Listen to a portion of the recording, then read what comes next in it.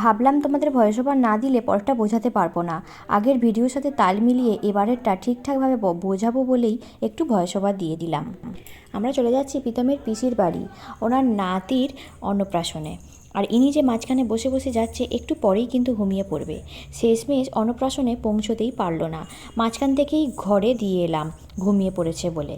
আর এই যে ছোট বাচ্চাটা, এরই অন্নপ্রাশন।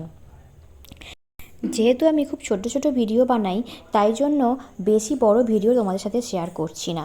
গেছি অনেকক্ষণ, ফিরতে ফিরতে সন্ধেও হয়ে গেছে, সবটাই তোমাদেরকে দেখাচ্ছি। এই যে বাড়িটা, আর আমরা যখন গেছি অলরেডি তখন ওর মুখে ভাত দেওয়া হয়ে গেছে। খুব একটা কিছু লোক বলেনি, যে কজন গিয়েছিলাম আমরা তার মধ্যে আমরাই শেষ পোত। আমরা বসে গিয়েছিলাম, খাওয়া দাওয়াটা তোমাদের সাথে আর শেয়ার করিনি। সব কিছু শেয়ার করার মতন জায়গাও ফেসবুকে তেমন একটা নেই, যেহেতু আমি রিলসের মাধ্যমে দিই তোমাদের কাছে। আর এই যে ছোটো বাচ্চাটাকে একটুখানি কোলে নিয়ে নিলাম, আর প্রীতম ওদিকে ওর পিসিদের সাথে জমিয়ে গল্প বসিয়েছে। তো যাই হোক, সন্ধে হয়ে গেছে, সন্ধ্যের কাছাকাছি আমরা এবার বেরিয়ে পড়েছি। আর এত সুন্দর এই জায়গাটা দেখো, সূর্যমুখীও কীরকম গাছ হয়েছে, খুব সুন্দর দেখতে লাগছিল, তাই একটু ভিডিও করে নিলাম।